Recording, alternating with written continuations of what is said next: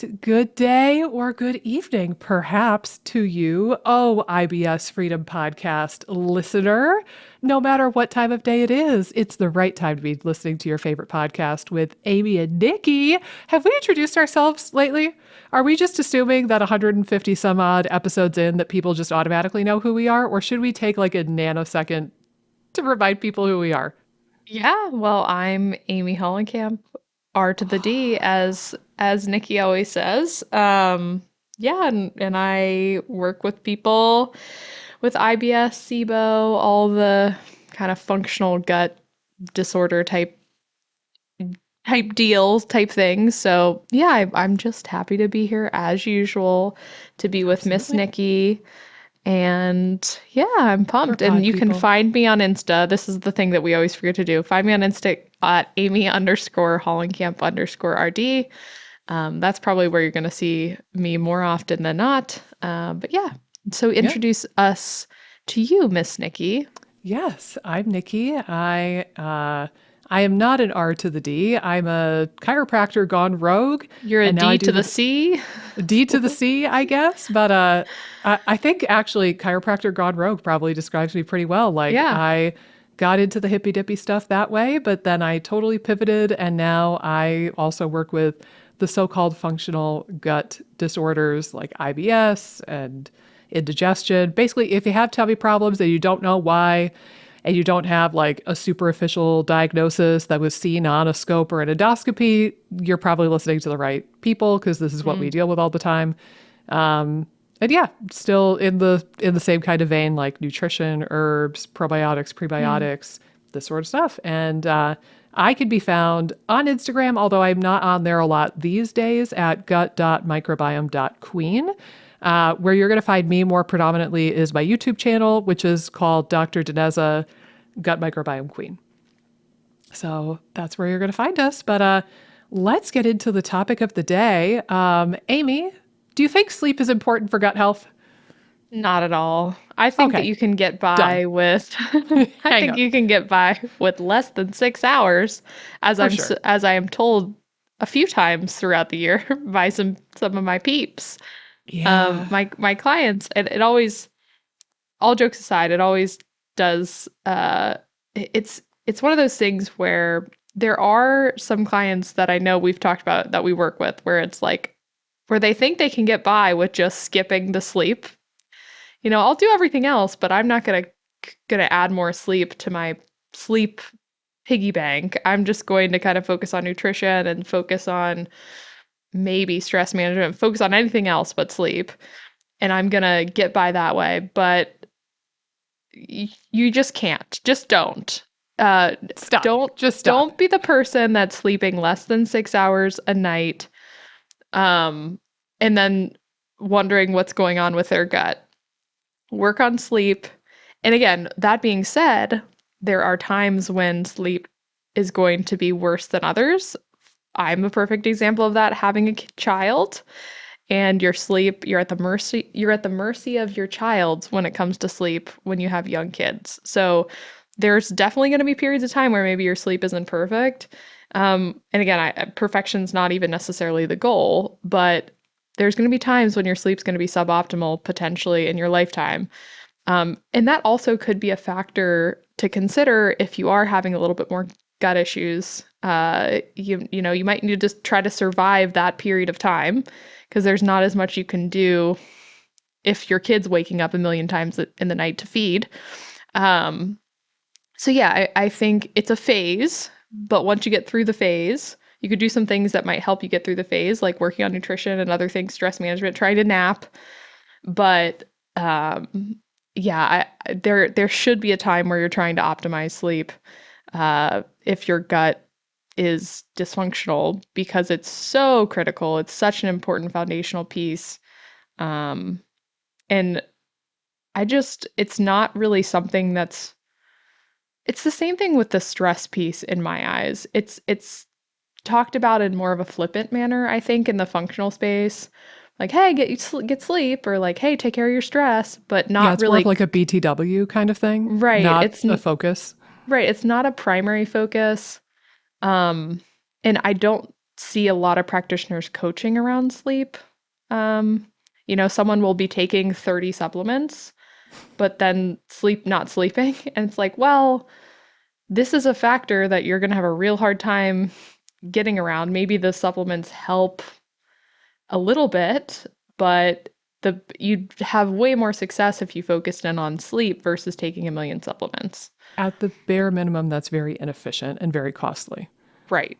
Right. right? Like, and which would you rather do? Would you rather get a good night's sleep and take fewer supplements, or would you rather take a million gazillion pills? Now, I will say, I think it's worth mentioning 5 minutes into the episode right here that we know that a lot of you guys want to sleep better. Mm. You want to sleep more. And you might be listening to this episode like, okay, I know sleep is important. I want sleep. Bring on the sleep. But how the heck do I do it? We're going to talk about that a little bit in this episode, but also our next episode is going to be about sleep solutions and like tips and tricks and techniques and herbs and that sort of stuff. So hang in there. This episode is a little bit more geared to the people who, like you said, like they're willing to do everything else except for look at sleep. And I do agree with you. I think that it's similar to the stress conversation in some ways, because it's like, it's a little bit odd to me now to think about it. Like most people that we work with would absolutely change their diet. They would take a million gazillion pills and they would go through the hassle and the cost of taking a million gazillion pills. And they would spend hours researching on the internet, listening to podcasts like ours, scouring the Facebook groups, looking for the magic bullet pill. Like all of those things sound really unappealing to me personally. Like, I'm cheap. I don't want to spend money on pills if I don't need to. I don't enjoy taking a whole mountain of pills. I don't think spending hours of research is necessarily the greatest thing I've ever heard, unless it's like for my work. Like to me, I would work on the sleep right out the gate probably, but like some people, they don't want to go there with the sleep and the stress. And I think that a lot of it is that people feel like they don't have control.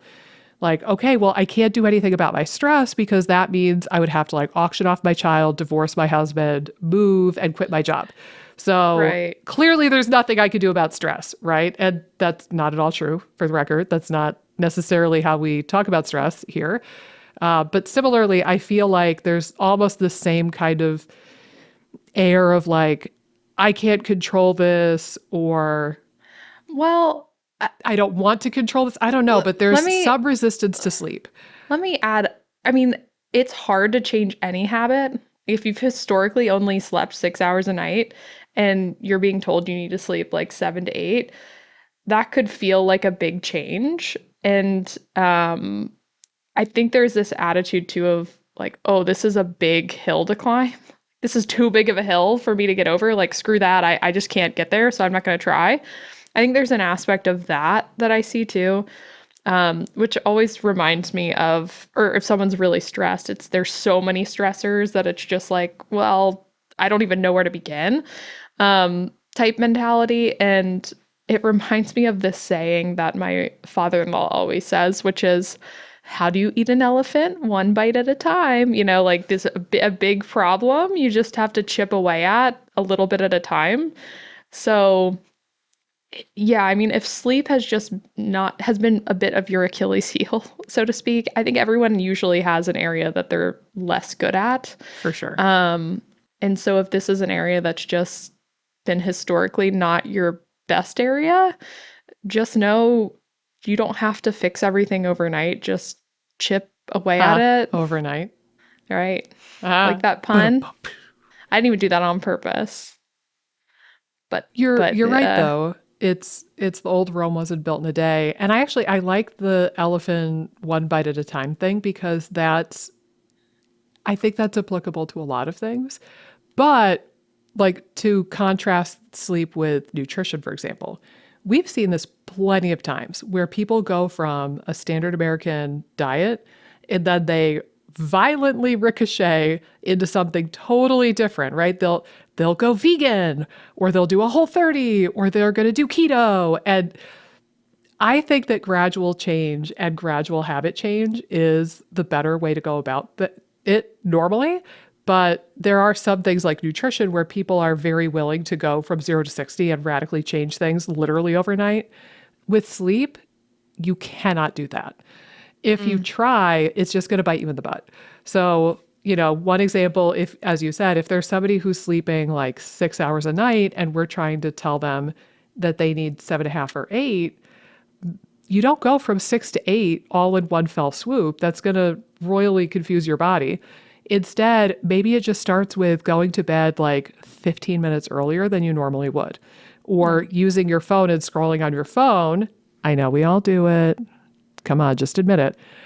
Scrolling on your phone for 15 minutes less than you currently do before bed. Like it's little Mm. baby things and then baby steps, that is. And then, after you do that for a week or two, then you can knock it back another 15 minutes, then another 15 minutes. And you would do that over the course of weeks or perhaps months rather than just saying, okay, on Tuesday, I'm going to get all of the sleep I need and it's going to be great. And then I'm going to feel better on Wednesday. Like, that's not how it works.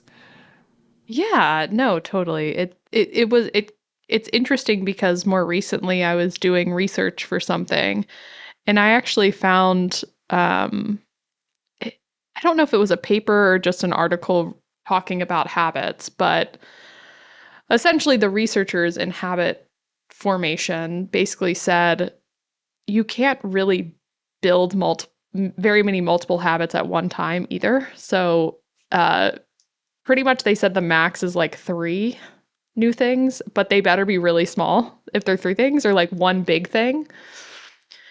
But I mean, it's interesting when you think about habit formation in that way. It's like if you're trying to take all these supplements, do like change all nutritional stuff, change sleep, like there's only so much you can do at one time too. So yeah, just try to And chip away at things bit by bit instead of, trying to go to the extremes like you were yeah, mentioning. well, and that is if we can safely assume that you want to feel better for the rest of your life. Yeah. If you're looking for instant gratification that only lasts a week or two or three, then go for it, man. Change things overnight, see what happens. Right. But, it's kind of the equivalent of somebody goes on a really extreme diet. They drop 20 pounds in the course of 2 weeks. They're like, I did it. Yay. And then it gets hard. And then they start realizing, oh, I've been starving myself. Oh, this really sucks. Oh, I can't do this for the rest of my life. And then they gain it all back and then some. And like, it's the same kind of thing. You could force yourself to drastically change your life overnight, and you could even get results doing that, but it's almost always going to be really short lived. So I agree. I think that Woo! Living on the changing, edge. yeah, changing, one or two or perhaps three things at a time is useful. And honestly, like, I'll just share this. So we had recorded an episode not that long ago about, we called it work in progress, and we talked about things that we're working on. This is one of mine. Yeah. And here's the kicker. I'm a person, I think I actually do a pretty okay job at getting the correct quantity of sleep, because I know that it's really important. And honestly, I've always been a human being who values getting enough sleep. So I think I usually do okay with getting 8-ish hours. But my kind of quirk has always been I really love sleeping in on the weekends. And then that oftentimes will push my circadian rhythm back a little bit. And then that means I'll stay up a little bit later on the weekends. And then I'll go, I'll sleep in again and I'll stay up late. And then the work week comes and then I have to get reacclimatized to my normal schedule during the week. So the thing that I'm kind of working on these days is trying to be better about that. And I'll share, because again, I think this is now a couple episodes after that work in progress episode. I already noticed pretty stark differences in my colon motility and my pooping. Mm. I've been Marco Poloing Amy and saying, "Oh my God, man, this is crazy. I mean, I knew this was a thing, but I didn't know this was such a thing. Oh my God!" And I was kind of like giving you like the bedtime, wake up time, and pooping reports every day on Marco Polo for a little while there. And I think it was safe to say it was working for me, but habit change is hard. And life sometimes feels like it gets in the way. And so I did really good with that for probably about a week and a half or 2 weeks. And then I realized I was really behind on some FODMAP freedom stuff. And I started working on that more and staying up late. And now I'm in like a 2 or 3 week period where I have not been super diligent. And I did sleep in on the weekends, the last 2 weekends. And I'll be damned, the pooping's not as easy as it was. It's pretty wild Yeah. stuff. No, I think it brings up a good point to just to assess patterns a bit and what your history has been with sleep might be a valuable exercise. I know for me, my family did not value sleep at all. I, it was weird. I mean, the extremes of sleeping in on the weekends was intense. Like my parents would sleep in till like 10 or 11 on the weekends. But they Please, girl. When I was a teenager, I would sleep in until like 1. that's a teenager. I'm talking about my parents who were like, you know, I mean, I would love to do that still. right. I've just got shit to do, man. Like, But again, they'd wake up at like 6. Like the difference was really starch. Did I say starch? you did, you little dietitian, you. the, Stark. the, yeah, it's very stark. The difference was very stark between their weekday wake ups and their weekend wake ups. Um, but yeah, my parents would probably only sleep 6 hours a night growing up. They'd go to bed at 12, wake up at 6. Um, my dad would leave for work at 6:30. So, I mean, they just don't really value sleep that much. And so when I was growing up, I'd have really squirrely bedtimes, was not overly consistent. It's funny, my sister, and I just wonder if she was really exhausted or something, but my sister would put herself to bed. She's 3.5 years older than me, but my parents always laugh because she wouldn't be put down. She would just go to her room when she was ready to go to bed and go to sleep. And it's Good like for probably her. More of because we us were need to do up, that. I know, probably because we were up too late and she was just exhausted. Like she met her limit. But yeah, I mean, I had pretty flimsy bedtime, wake up time. And my dad's parents in particular, it was a running joke. So my grandparents, I never met my grandpa on that side, but my grandma was this way.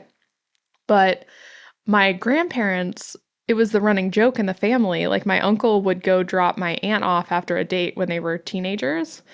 And my grandparents would be awake at 12 and my grandpa would be doing work. He was like in the paper business, so he would be organizing papers till like 3 in the morning. So then my uncle would go back to his family's house and be like, I was up with Holly's parents. And they were like, sure you were. It's 3 a.m., like blah, blah, blah. And so again, my family has historically been very lax. Even like different generations have been lax with sleep and being up too late. So it was a weird, I do pretty well with it now outside of the whole CC situation. But pre that, I'm pretty consistent with sleep, but it wasn't, I think, until my gut issues got bad that I was more consistent with it. Um, and Well, I enjoy it now because I feel like I do definitely experience benefits when I sleep more regularly. It became way more clear how important sleep was the more I did it. But I think if there's been a history of bad sleep hygiene, it might be easy to be like, well, this is what it is, instead of maybe working on it a little bit more. well, yeah, and I think that there's this element of you, how do I word this? Like, you only know what you know. Right. Um, so if you were raised with a family that like has kind of a sleep culture, if you will, that is a certain flavor, you might not realize that your sleep pattern or your sleep amount is weird or not adequate. Similarly, like my dad's whole side of the family seems to be genuine bona fide night owls. Like my dad was a server for all of his career. My uncle is like, and one uncle was a chef. One uncle like was in like various factories and stuff. But everybody on that side of the family has worked in like night dominant jobs, and they just seem to be night owls. And I know that there is a little bit of genetic variability. I was just reading this recently when I was prepping for this episode of the podcast, and the research that I was reading said that about 60% of people have, I think it was called a chronotype, but 60% of people have like a more moderate chronotype where you don't wake up super early, but you don't stay up super late. You're kind of normal, so to speak. And then I think the remaining 40% is about evenly split between like genuine bona fide early birds and genuine bona fide night owls. And I look at my dad's side of the family, and I definitely think that there's some genuine bona fide like genetic night owls on that Mm, side. And maybe that's part of why I've historically favored staying up late and then sleeping in late, because that's like maybe a little bit of a genetic tendency for me. mm, But I think that at the bare minimum, before you even get into like what time you should be waking up and falling asleep, I think looking at the quantity of sleep is a good starting point for most people. I do yeah. think from what I've seen clinically, it seems like you can have a different circadian pattern, but as long as it's regular for you, that could be okay. Like you could have a Yeah. night job and you could go to bed at 8 a.m. and wake up at, I don't even know what, like 4 p.m. And that could be your normal day to day life. But that ought to be your everyday life, not like, oh, I do this 3 days a week. And then the other days of the week, I have a completely different schedule. That's what leads to higher incidence of all sorts of diseases like cardiovascular disease, cancer, irritable bowel syndrome. It just really messes you up to have to ricochet back and forth like that. So Yeah. if you're going to do like a night shift, you need to stay on the night shift and commit to it 100%. Well, I'm glad you brought that up. I have like very few notes, but I wrote night shift and underlined it on my notes. And I'm glad you brought that up because I think there's a lot of evidence to support the problems with that, but just anecdotal things I've seen too. I remember one client who, and I've seen a couple clients that are like this, that are night workers, like night shift workers. And this one guy was a nurse who was working, like you were saying, 3 days maybe of a 12 or 13-hour shift through the night, um, and just could not get better. And like we were trying all these things that made sense, and he tried a whole bunch of stuff. And I kept being like, oh, is there any way to drop the night shift? But I think it's really hard in the nursing career. It can be. It Yeah. seems like a lot of the younger, newer nurses have to work nights. I don't Yep. know. That's just kind of the sense I get. I don't know if that's exactly true. Um, but yeah, this guy, I wasn't really able to help him a ton because I really think the major issue was he kept flip flopping Yeah. because, you don't want to miss a party in the middle of the day on the weekend, but that's supposed to be in your sleep window. Yeah. And I think that that's the problem. It's really hard to stay consistent with a sleep pattern when you are night shift working because no one else is night shift working, or Yeah. most other people aren't working nights. So it's weird. It's a weird one. And I definitely have had trouble with night shift, like straight night shift workers who are working from, I don't know, 9 p.m. till 7 a.m. or something like that. Um, Yeah. Again, I think that nursing for sure is a really difficult one. Even honestly, when I was a personal trainer, after I graduated from school and I was waiting to get my license, there was like a couple month lag time, and I took on a personal training job. And because I was the newest hire, mm. they gave me all of the 5 a.m. clients Oh basically. So I had to God. wake up at like 4 or 4:30, and I had to get to the gym at like 4:45, and I trained people 5:30, 6:30, maybe 7, and then I'd go out to my car and take a nap because I'd be exhausted. And then I'd go back in and I'd train like the late morning people, and then I'd go home. It was the worst. So I think as a general rule of thumb, any job where there's weird hours potentially, I think that they give that to the new people. But I want to bring Yeah. something up too, because that might be sort of okay sometimes. I want to bring up the idea of, I think the best way to bring this up is the cliff metaphor that I I've mentioned before when we talk about root causes, Mm. and this idea that if you're really close to the edge of this metaphorical cliff, then something little like funky circadian rhythm stuff or not getting enough sleep for a while, then that could be just enough to off the edge you go. And then it could be a trigger or a factor in causing disease.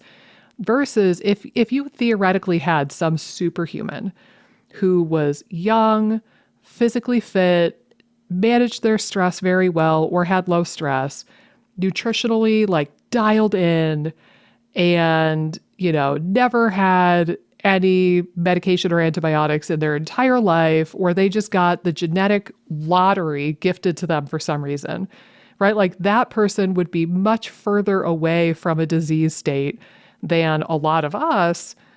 And so, like, there might be people who can genuinely live their life and they could do the night shift 3 nights a week, and then they could have like a normal schedule 4 days a week, and they ping pong back and forth. And it could be really confusing and really frustrating for people like we're talking to, like what I would deem more normal people, or we're kind of trying to tell them, no, you really need to take this seriously and you need to do a bit better with the sleep thing. And sometimes I find that people look over there and they're like, well, what about him or what about her? Why could she get away with it and I can't? That means sleep must not be that important. It's like, well, no, Right. you're two different human beings. I think another way to word this is I see this with mold. And with mold, you could talk to somebody, it's for whatever reason, it's almost always the wife who is sick. And you try to say, like, hey, I think it's the mold in your home.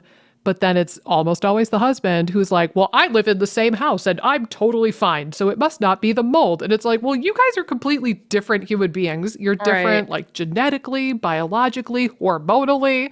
Like, your medical Yeah. history is different. You're genetically different. Like the the one spouse or the one family member might not be very skilled at detoxifying mycotoxins and getting them out of their body. So, but it's the same kind of like mind fuck of a place to get into. You're trying to rationalize why sleep is important for you and you're trying to figure out if it really matters that much. But then there are the freaky people who can Yeah. absolutely destroy their bodies and destroy their circadian rhythm and they feel fine. Right. So it You makes it were, hard to collect data. what if you, I feel like you've been bringing up a quote lately that's like comparisons, something. What was that? I feel like you've been bringing up a quote lately when we've been talking where it's comparisons of something. Oh, beware of comparisonitis. Oh yeah, beware of comparisonitis. Okay. Yes. I Yeah. I messed it up, but I knew there was some comparison What's thing, that? but it's the same, it's a good comment for what you're talking about, which Yeah. you can't really totally compare. It's like comparing apples to oranges. I It also is. think sometimes there's the weird people where you're like, they're doing really well and actually they aren't.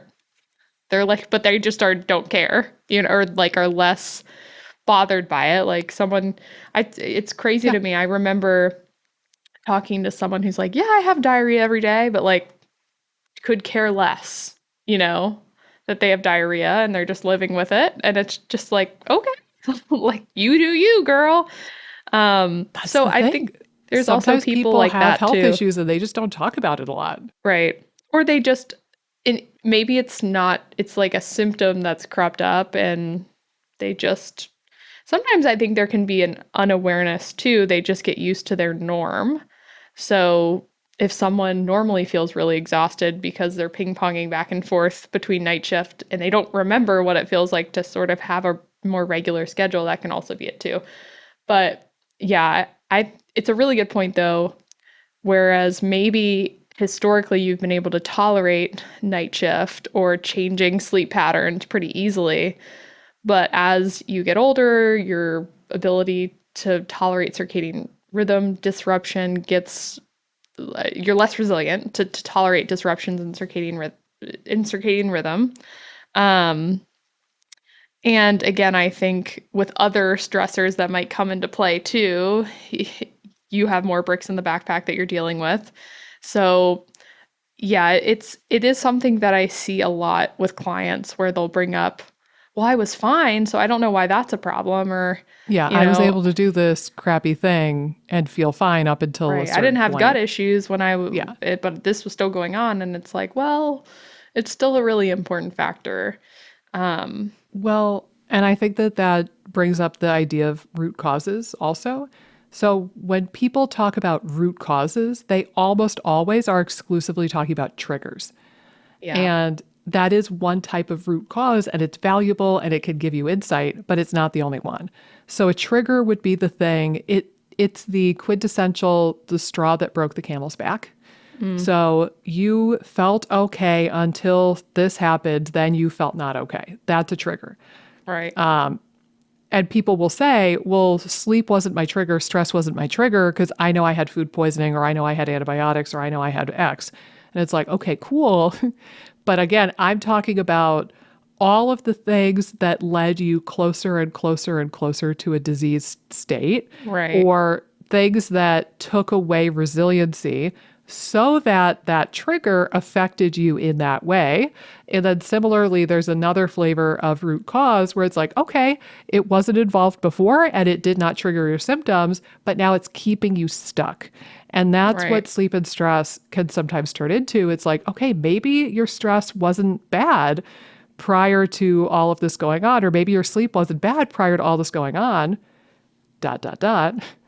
But now here you are, right. and you're stressed out of your mind. You're up late at night, scouring the Facebook forums, scouring PubMed, listening to podcasts like ours. You know, you're researching, you're trying to figure it out, you're clamoring, you're desperate, and like, ah. And now the sleep and the stress are root causes in the sense that they are causing dysfunction and they are causing you to remain stuck. Mm, So that's yeah. kind of another angle to look at this. Can I share a little something something though to get Oh, get the juices flowing even wet more? my whistle. Wet my Yes, whistle, Miss that's Nikki. right. Wet your whistle. So as I shared, I've been doing a lot of reading on the sleep gut connection as of Hmm. late, and a couple of things I thought were really important to share here, and maybe will like drive home the importance of this. So a lot of the gut, a lot of gut function is very circadian in nature. So, Yeah. for example, your stomach acid, or I'm sorry, your stomach is smart enough to not make a whole bunch of extra stomach acid and pepsin in the middle of the damn night because it knows that you're not eating that, Right. right? Similarly, your pancreas isn't going to waste its time cooking up a whole big batch of pancreatic enzymes or insulin ready to squirt out at a moment's notice at 2 a.m. Like it knows that you should be asleep at that point. So just a lot of functions, and motility is included here too. Motility, Mm, digestive enzyme secretion, digestive juice secretion, a lot of gut peptide production like CCK, ghrelin, GLP-1, which is now very popular. All of these things bile oscillate. flow, Yeah, immune bile release. function. Yeah, Yeah, lots of crazy all of stuff. this stuff is on a 24-hour time clock, and it's entrained by our food intake, maybe the quality of the food we eat, but certainly the timing and the rhythm and the pattern of our meal timing plays a huge role in training what's called a peripheral clock in the digestive system. So that's where the digestive system is getting most of its cues. Your brain is getting its circadian rhythm timing from light. So, like, do you get exposed to sunlight or bright enough lighting in your house or your room or your office? And one of the things that I liked in some of the papers I was reading is they bring up this idea that so the central clock, the brain clock, you can alter it with the quantity of bright light and the brightness of the light that you're getting exposed to. But Right. for the most part, that one is like pretty well set up, and it's gonna kind of do its own thing unless you're doing something really weird like being around bright light at midnight or a lot of blue Right. screens. Like for the most part, the master clock, the central clock is kind of doing its own thing. But then if your meal timing and meal frequency is all clusterfucky and weird and Mm. not normal. It's almost like you have one circadian rhythm that's fairly well regulated and it's consistently doing its own thing over here. And then you have this other circadian rhythm that's just wackadoo over on the other side. And so the two of them are not synchronized with each Mm. other. So they brought up this idea that we need to eat our meals around the same time every day, and we need to eat at a regular interval, like during the daylight hours, because that's what's going to like sync up these two clocks. And I know that I mentioned this in some capacity before, but there's actually a fair amount of research with like pretty big scale studies demonstrating that irregular meal times and irregular eating habits and eating your meals too quickly, all of those things are very, very much associated with irritable bowel syndrome and symptoms of bloating, postprandial Mm. fullness, and stomach pain. So, Yeah. it's kind of like piecing these things together, right? Like on the one hand, we have research that shows irregular meal timing is associated with these gut symptoms. There's also a fair amount of research showing that poor quality or not enough quantity of sleep is associated with irritable bowel syndrome. And then we're seeing like, oh, because the Yeah. two rhythms need to be in sync with each other. And I think it all just kind of makes sense. And we could tie in bile and the vagus nerve and stuff too. But yeah, I wanted to share that idea. Yeah, it's like you need to be providing these clocks with the right cues so that the clocks sync up together and that there's consistency in the circadian rhythms, so that the gut can function optimally. I mean, that's the key piece is, how important the circadian rhythm is for gut function overall is crazy. Um, It's even I think again, like it's really interesting too, looking at some of the microbiome type uh, studies too, where like because all the gut function gets thrown off, it's definitely going to affect what bugs grow and what bugs don't. And there's some decent research behind some of that too.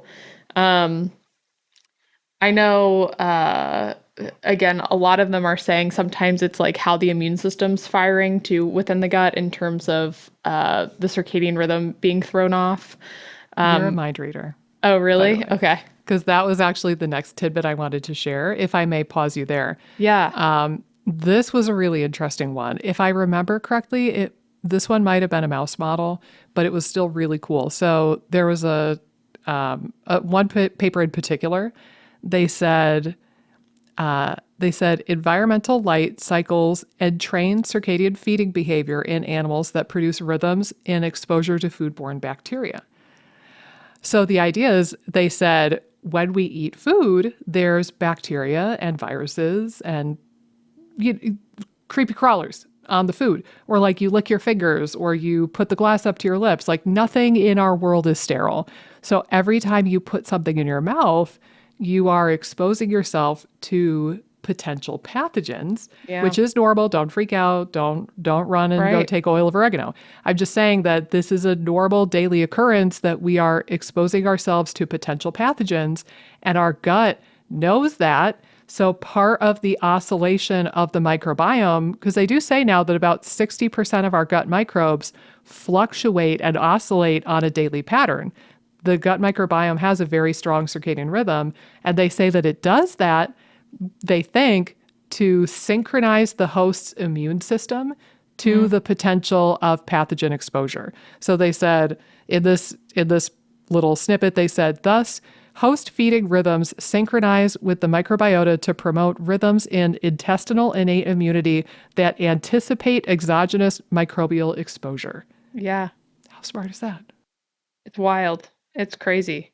Yeah. It's huge. It's huge, I think, when you're thinking about different things and different mechanisms that help fortify your gut. It's like if you're not sleeping and circadian rhythms are all over the place, you could be more at risk for infection. Your digestion and motility is going to be thrown off, which then again could lead to more overgrowth of not even pathogenic bugs, but maybe like well, maybe more opportunistic type overgrowths versus outright pathogens, things like that in the gut. So yeah, I just it's a no-brainer. Like I said, any sort of habit change is hard. Um, but definitely kind of working towards better sleep is going to be really pivotal. I know there was the one study too. This one was like from a few years back. I feel like it made a splash. Um, I believe it was in mice, if I remember right, or maybe it wasn't. Oh, I should have looked it up, but you might have this one on hand. The one where they did the partial sleep deprivation for 2 days. Have you read that one? Well, funny enough, I did pull up a paper where they did look at, I think it was 24-hour and 40-hour sleep deprivation in humans, but I think if I'm looking at the right one from my notes, it's a 2023 article, so it's pretty much Oh brand no, new. this one I think was like I looked it up. Hold on, let me see if I can find it. Oh, I had it pulled up. Let's see. Here it is. This one was from 2016. Um, actually, I don't think it was a mouse study. So what they did was they had people uh, sleep deprivation, so like a 4 hour, just sleeping 4 hours was the partial sleep deprivation for 2 days, and then they had them go back to their normal like 8 hours or 7.5 hours of sleep after that. But they found just the 2 nights of the sleep deprivation um, did some weird stuff to the microbiome for those 2 days, and made the microbiome look a little bit more like the microbiome in people that have metabolic disease. So Mm-hmm. more like maybe like a microbiome of more typical of obesity or diabetes or kind of more metabolic dysfunction. Um, yeah, they said it increased Firmicutes to Bacteroidetes ratio. There were some specific changes in abundance of other genuses that were again more uh, that are more correlated to metabolic dysfunction. So it was just interesting that just 2 days of like poor quality sleep had significant effects on the microbiome. Yeah, So it was wild. that is wild stuff. Do you have a PubMed ID for that bad boy by any Yeah, chance? let me find it. If not, you can send it to me PubMed later. ID 279 00260. Perfect. Thank you. I'm going to pull that up. Also, fun fact, there's also a handbag with, because I just put it into Google. I didn't bother opening PubMed yet. And there's apparently a handbag and a hole saw that have the same ID number. Oh, and it's a Louis Vuitton handbag. We're so classy. We're so classy. The things that you do Excellent. when you pop it into Google without opening PubMed.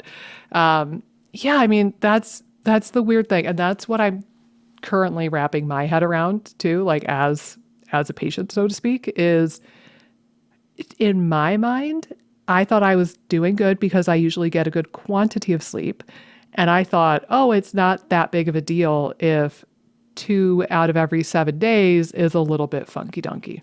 Right. But I'm now learning, at least for me, for my body in this part of my life, it does appear to be a big deal. Maybe I could have gotten away with it years ago and been fine because again, like I have slept in on weekends and gotten up early to go to school or whatever. I've done that pretty much all my life, and I don't remember.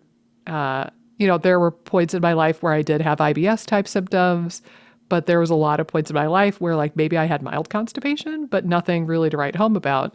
So just kind of wrapping my head around it does appear to matter for me now, and I need to be a bit more diligent with that. But frankly, it'll be an interesting fall. I'm sure I'll talk about it in the next couple of Well, months on the podcast. and this is a point too. Like, I just had a discussion with a client earlier today along these same lines.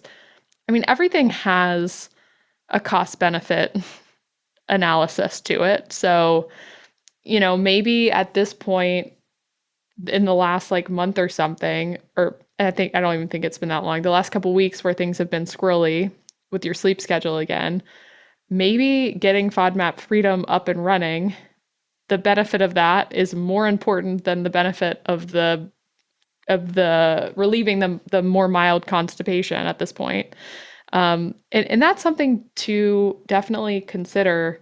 I just had a conversation with a client about food quality, of like how important is it to get like local food that's like organic and that kind of situation versus like if she was at Trader Joe's and got some dairy or something from Trader Joe's. And so we had this whole conversation of like cost benefit ratio. Like in reality, probably like the organic, straight from the farmer cheese or whatever might be a little bit more nutrient dense, maybe a little bit more nutrient dense than what you might find at Trader Joe's.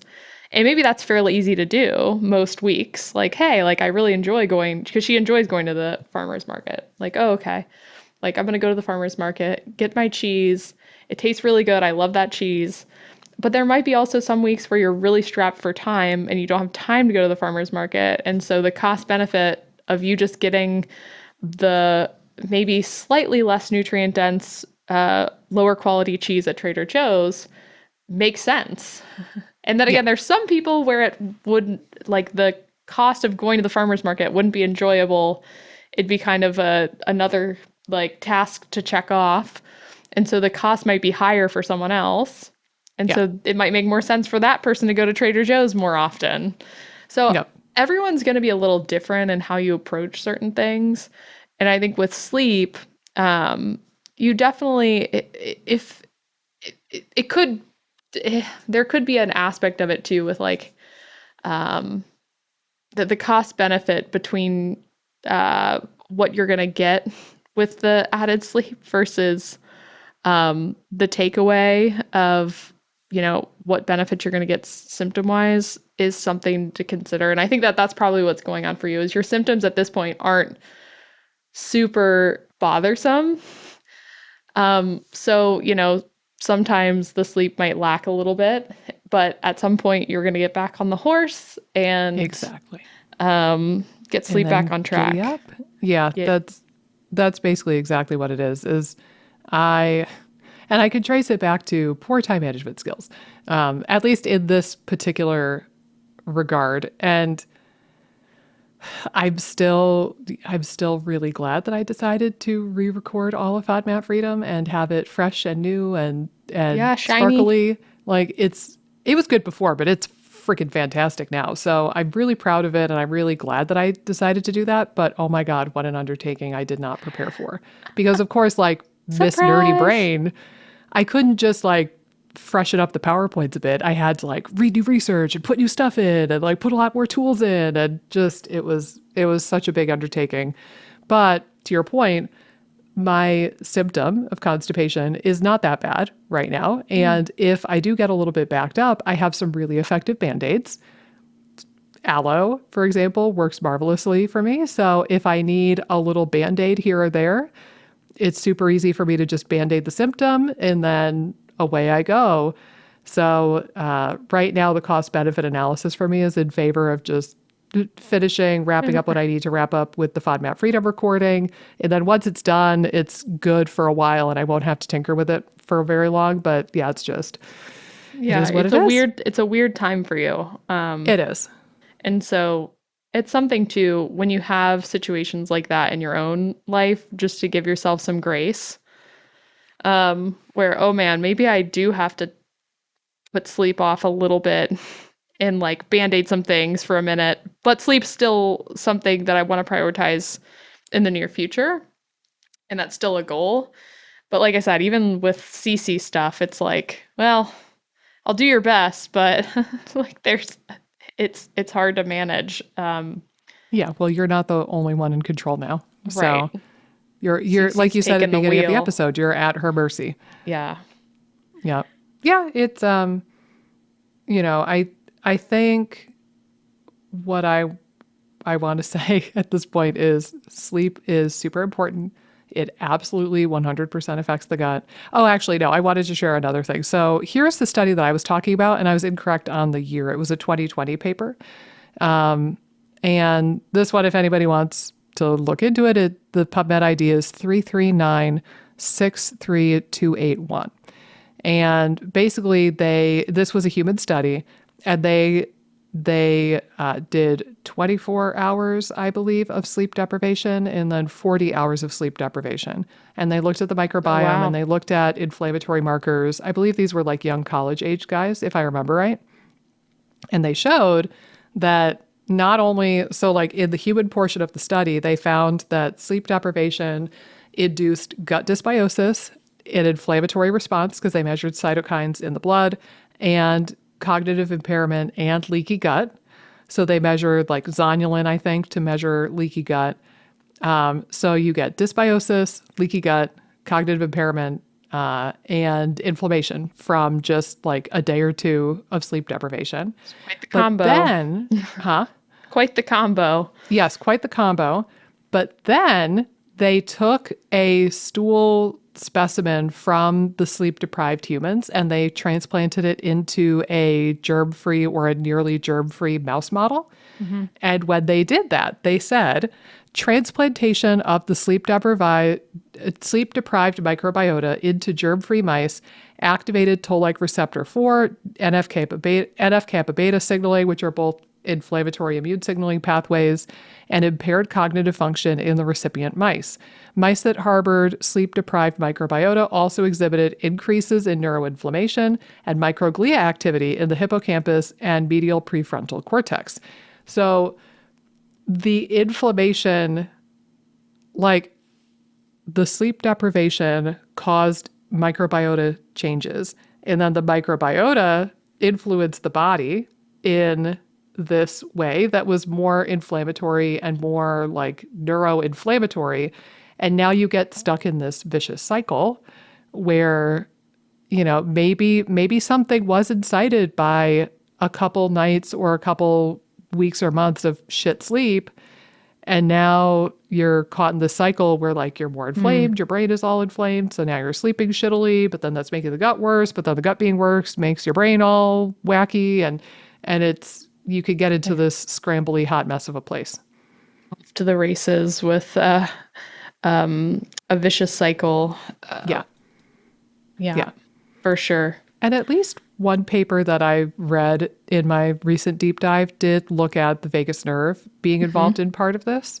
So it kind of harkens back to previous episodes that we've done recently where we talked about the vagus nerve being obviously really important, but also the nerve of like connection and really living your life, experiencing your life. Like for some people, the answer to this vicious cycle of like poor sleep, poor gut health, poor sleep, poor gut health, poor sleep, poor gut health, maybe the answer for some people is to go out and try to connect with people or see something beautiful or like go to the beach, go to the mountains, go to the creek and try to tone their vagus nerve. And then that could be the thing that breaks that cycle and helps both their sleep and their gut.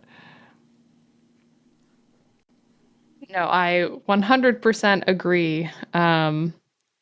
It it's something to not ignore if it's a big piece of your puzzle that you might have been putting off in hopes that that silver bullet supplement just took care of the problem, which we're all guilty of wanting that silver bullet. But if other strategies aren't necessarily working, and that's really a strategy that, or that's really an area that you've neglected a bit, definitely investing in sleep can pay off big time. And it might not be an overnight thing, but it will definitely help gut function. So spending, a month or two to try to get that moving in a better direction is really would be really helpful on a gut if your gut journey has been a little bit off the rails for a bit. Yeah. Yeah. And it really just harkens back to what we talk about at least every other episode, which is the unsexy, unglamorous basics, We should right? make a t-shirt We about should. the unsexy Yeah, or like a poster to basics, go behind us at this rate. right? But seriously, the unsexy basics that don't seem special enough to influence you as a special individual, like I promise you they do. Right. They are foundations, they're basics because they are so foundational for health. So, sleep, stress, basic Right. nutrition 101 level nutrition. Movement is another one that I'm trying to get better at. And I remember I told you this not that long ago when I was kind of on a roll for like a week or two, doing good with my circadian rhythm stuff. I remember telling you too that one day I just like I moved my body a ton. And I don't even remember what day it was now, like what I had done, but I had gotten like 10,000 steps and I might have worked out or we were like out and about doing something with Jess and I was so excited. And I slept like a rock that night. I got the best night of sleep ever. And I remember telling you that I think that movement is another piece for me. So even that unsexy basic folds in with the sleep. I think that's also been pretty well established at this point that exercise improves sleep quality and makes it easier to fall asleep. And also movement and getting proper sleep also seems to be important for gut microbiome diversity. So, oh my God, it all connects. Yeah, totally. And it makes me think about nutrition as well. Like nutrition, we'll talk about that next episode for sure. How nutrition can be a big factor if you're struggling with sleep, with nighttime wake ups. So, yeah, it's crazy. All the fundamentals interact with each other. Yeah. So, Well, and even fiber. There was a lot of research in when I was doing this deep dive, there was a lot of stuff pointing to short chain fatty acid production in particular. And I know I saw one paper, I just pulled it up. I finally got the PDF so I could read the whole thing, but it was about, well, hold on. I'll read you the title. Again, I haven't read it yet, but I think that the title is intriguing, so I'm going to look into it. It's titled Oat Fiber Modulates Hepatic Circadian Clock via Promoting Gut Microbiota Derived Short Chain Fatty Acids. So, I think, ooh, not completely cutting out the carbs, having some complex carbs and fiber and FODMAPs or some combination thereof to promote short chain fatty acid production. And then the short chain fatty acids seem to play a pretty important role in managing neuroinflammation and promoting good quality sleep. Like it all folds together. So yeah, the nutrition 101 stuff, like don't demonize an entire macro. I don't know, radical idea, but this is where we're at because a lot of people demonize that one. yeah, no, totally. We'll definitely have to talk about carbs in the next episode because I have historically seen people on low carb diets struggling to sleep. Yeah. Um, Yeah. so yeah, It's a it's biggie. it is a biggie. Well, I think that as we stammer to say it's a biggie, that big profound statement at the end, I think now is a good time to cut us off and say, now you got to tune in for part 2 of the two-parter. We decided we had so much to talk about sleep that we knew damn well at the beginning of this that it was going to be a two-parter. So that concludes part 1. In conclusion, sleep is important. Please work on it to the best of your ability. Yeah, Amy Blue We'll kissed you send all. you off with that. Yeah, we'll send you The off with kiss and that. that message. Yes. Next time, we're going to be talking about how you can start influencing the sleep side of things. So stay tuned or tune in again if you want to know more of just how you do that.